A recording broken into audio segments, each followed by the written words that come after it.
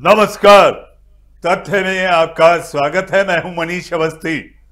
जी हां, तथ्य में हम बात करेंगे श्रद्धा हत्याकांड की। आफताब, जी हां, आफताब जिसने क्या क्या किया इसका खुलासा तो पहले श्रद्धा ने ही किया था। तथ्य में आपको बताते हैं, श्रद्धा वालकर ने 2 साल पहले ही अपनी मौत की आशंका जताई थी। जी हां, सस्पेक्ट किया था। वह अपने प्रेमी आफताब का असली चेहरा पहचान चुकी थी। आफताब उसके साथ आए दिन मार कुटाई करता रहा, यहां तक कि श्रद्धा को धमकी भी देता था कि उसके टुकड़े टुकड़े कर देगा। श्रद्धा ने नवंबर 2020 में इसकी शिकायत पुलिस से भी की थी।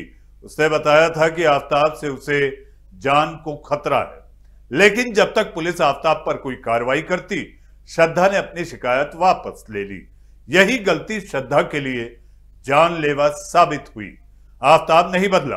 उसने 18 मई 2022 को श्रद्धा की हत्या कर दी, 35 टुकड़े भी कर दिए। ऐसा ही करने की वह लगातार श्रद्धा को धमकी भी देता रहा। श्रद्धा ने क्या कहा था अपनी शिकायत में, तथ्य में जानिए। श्रद्धा ने 2 साल पहले पुलिस में आफताब के खिलाफ एक शिकायत दर्ज कराई थी। श्रद्धा ने अपनी शिकायत में आफताब को से जान को खतरा बताया था। इतना ही नहीं, श्रद्धा ने दावा किया था कि आफताब उसके शरीर के टुकड़े टुकड़े करने की धमकी देता रहता है। श्रद्धा ने यह शिकायत मुंबई के तुलिंज पुलिस स्टेशन में दी थी। श्रद्धा ने आफताब के खिलाफ शिकायत में कहा था कि वह उसके साथ गाली गलौज और मारपीट करता है। आज उसने मेरी हत्या करने की कोशिश की।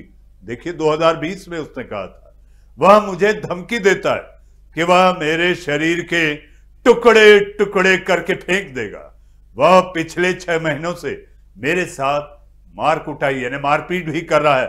वह मुझे जान से मारने की धमकी भी देता है, इसलिए मैं पुलिस के पास नहीं जा सकी। उसके परिजनों को भी इसकी जानकारी है कि वह मेरे साथ मारपीट करता है और मुझे मारने की कोशिश भी। श्रद्धा ने आगे लिखा था कि अब मेरी उसके साथ रहने की इच्छा नहीं है। वह मुझे ब्लैकमेल करता है।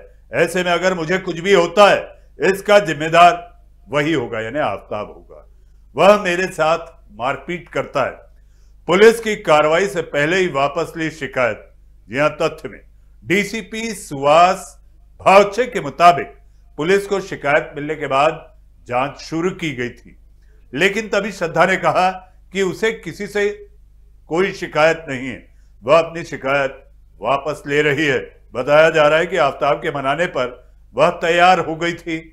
जी हां, इसके बाद उसने शिकायत वापस लेने का फैसला लिया और दोनों फिर साथ रहने लगे।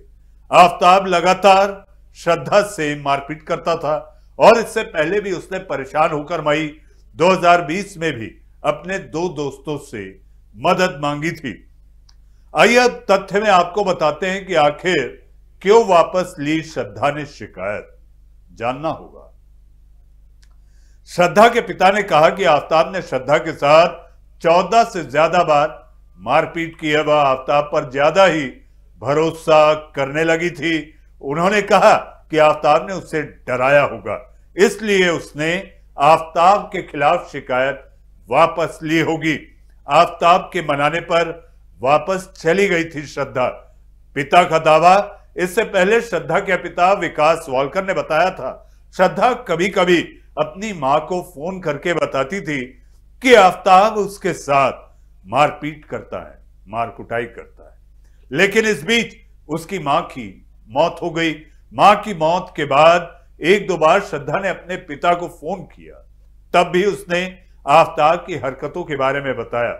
यही बात उसने घर आकर भी बताई थी।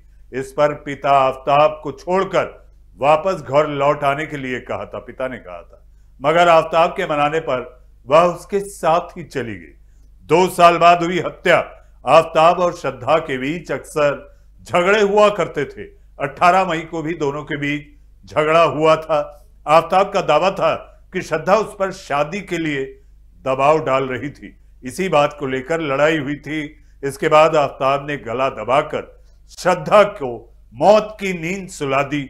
उसके शव के 35 टुकड़े कर कई दिनों तक, यानी ये समझिए कि कई महीनों तक फ्रिज में रखा। वह रोज रात में शव के एक टुकड़े को महरौली के जंगल में फेंकने के लिए जाता था। ऐसा उसने 20 दिन तक किया। वह श्रद्धा की हत्या के बाद भी उसी फ्लैट में रहा करता था।